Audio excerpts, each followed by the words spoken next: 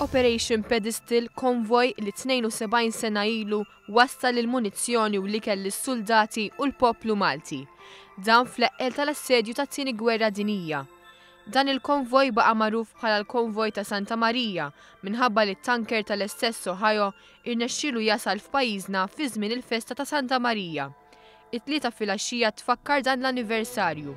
Waqt iċ-ċerimonja sar talb biex titfakkar dik il-ġrajja storika għal pajjiżna u tkantaw in-nijiet biex jitfakru dawk il-Baħrin qalbiena li mietu waqt il-qadi ta' dmirijietom. Tkellimna ma' William Mason, in-neput tal-Kapitan tal-Ohio Dudley William Mason. Gburi li kien nannuh li daħħal dan il-bastiment fil-port ta' pajjiżna għalilna hekk. The Operation Pedestal meant a great deal to my grandfather. It was his proudest day, and when I was a child growing up, he often spoke of his respect for the people of Malta.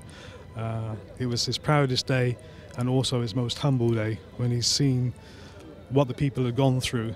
He said it was worth every day and every minute, every bomb, every bullet was worth the effort.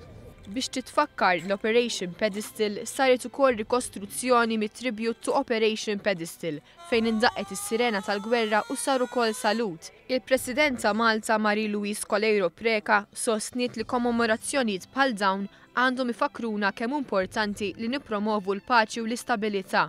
Irreferit għall-instabilità fl-Ukrajna, fin-Niġerja, f'Gaza u f'pajjiżi oħra. Hija sostniet li f'mumenti bħal dawn għandna nitalmu mill-passat u nkomplu naħdmu biex pajjiżna jkun katalist għad-dialogu bejn il-ġnus permezz tal-paċi u l-istabilità fid-dinja kollha. Fit-tmiem iċ-ċerimonja nxteħtu girlandi fil-baħar u fuq il-monument fġieħ il-Baħħara Maltin.